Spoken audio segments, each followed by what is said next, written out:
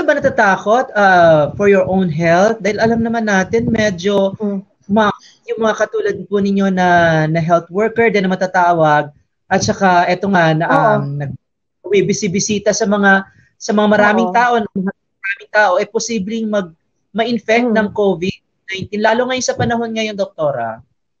Yeah, actually, Ray, to tell you frankly, hindi ako natatakot. Kasi, alam nyo, siguro sa dami-dami ko nang nakitang COVID patient, nabahingan pa nga akong diretso sa mukha ng isang COVID positive. Wala pa akong bakuna noon. Akala ko, I was so sure magkakasakit ako. Wala pa rin.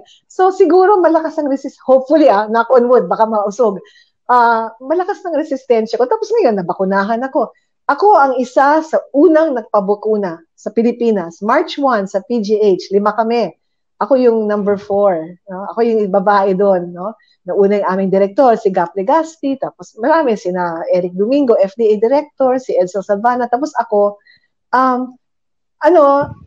it's parang magtitiwala ka lang, tapos ingat lang. So, nagsispray ako ng betadine sa lalamunan ko. Kasi for me, yung betadine spray helps a lot. No?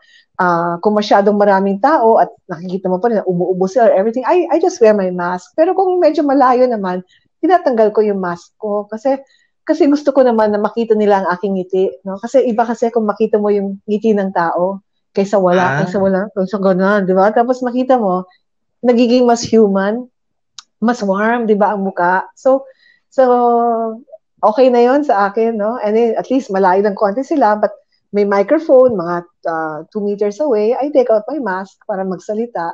Tapos after that, balik na naman.